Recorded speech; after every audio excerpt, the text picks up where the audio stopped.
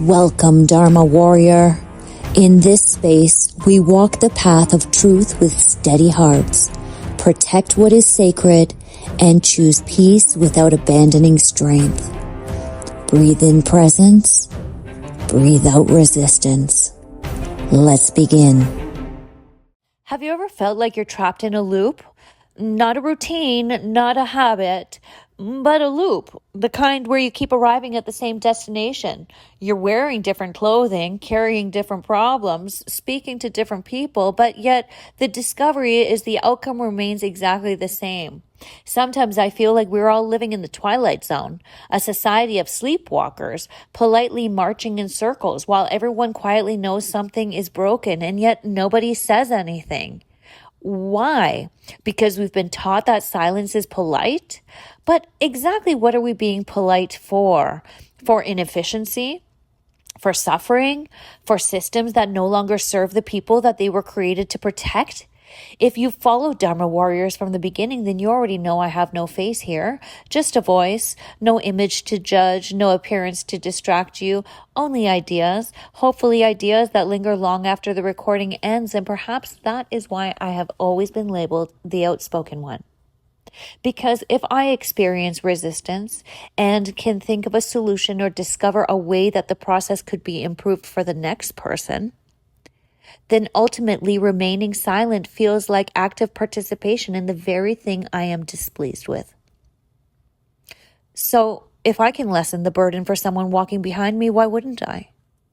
You see, one thing life has taught me is that human beings are remarkably predictable during times of pain. When grief arrives, when finances collapse, and when life catches fire, people avoid. They stop opening mail, they stop answering phones, they postpone difficult decisions. Psychology has documented this for decades. It isn't weakness, it isn't stupidity, it's survival. Fight, flight, freeze. The body-mind attempting to preserve themselves when the weight of life simply becomes too heavy. And yet, what fascinates me is that many of the systems we rely upon simply are designed as though human beings never experience any of this. As though everyone facing divorce, grief, financial hardship, illness, trauma, or loss is expected to perform exactly and perfectly while their world is burning down all around them. Why? We know avoidance is normal during periods of extreme stress. Then why don't our systems reflect this reality? Why are we still pretending that human beings operate like machines? And this is where I introduce what I call the ring around the rosy effect. Round and around we go, the same policies, the same procedures, the same assumptions, generation after generation, no one questioning whether the process itself could be improved. No one willing to admit that perhaps the world has changed. Technology has changed. Communication has changed. Human needs have simply put changed. Yet some systems continue spinning in circles, repeating yesterday's solutions to today's problems. Round and around, ring around the rosy until eventually someone gets hurt. And when they do, the response is often the same. Well, that's the policy. We sent that letter. We followed procedure. But did anyone stop to ask whether the process actually worked? Did the communication reach the person?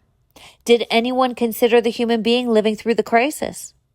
Did anyone pause long enough to wonder if there may be a better way? Because there is no shame in improvement. There is no shame in change. In fact, every athlete trains to become better. Every business seeks innovation. Every teacher hopes that their student surpasses them. Evolution is the natural order of life. So why are some institutions so resistant to evolving?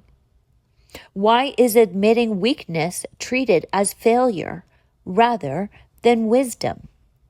You see, when I speak, I am not trying to create chaos. I am not seeking attention. I am not attempting to tear things down. I speak because I have lived through experiences that revealed cracks in the foundation. And if those cracks can be repaired before someone else falls through them, then speaking becomes my responsibility, not a choice. Because if my pain can prevent yours, if my experience can shorten your suffering, if my voice can create even the smallest improvement for the person who comes after me, then every uncomfortable conversation becomes worthwhile. And perhaps that is the true purpose of being a Dharma warrior.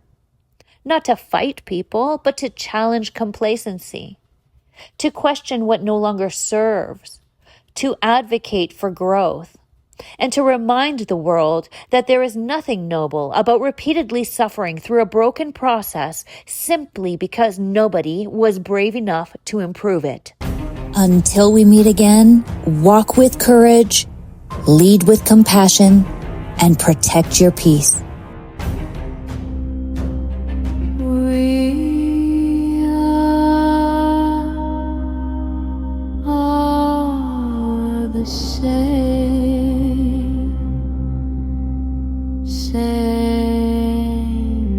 but different.